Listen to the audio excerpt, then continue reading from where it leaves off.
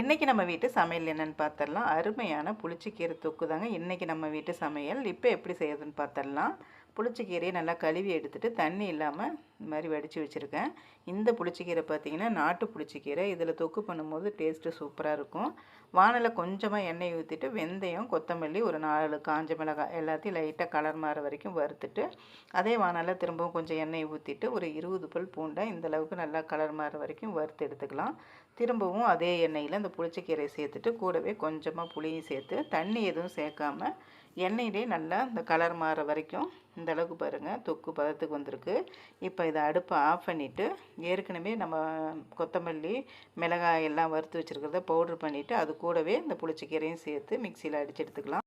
இப்போ தாளிக்கிறதுக்கு வானலில் எண்ணெய் ஊற்றிட்டு கடுகு போட்டு தாளிச்சிட்டு 4 காஞ்ச மிளகாய், சின்ன வெங்காயம் இந்த அளவுக்கு சேர்த்துருக்கேன். சின்ன வெங்காயம் சேர்த்து செய்யும் போது டேஸ்ட்டு நல்லாயிருக்கும். இந்த அளவுக்கு நல்லா கலர் மாற வரைக்கும் வதக்கிட்டு அதுக்கப்புறம் நம்ம மிக்சியில் அடித்து வச்சுருக்க புளிச்சக்கீரையும் சேர்த்துட்டு இதுக்கு தேவையான அளவுக்கு உப்பையும் போட்டு ஒரு 5 நிமிஷம் போல் திரும்பவும் நல்லா எண்ணெயிலே வதக்கி விட்டு இறக்கிட்டோமா அருமையான புளிச்சக்கீரை தொக்கு ரெடி.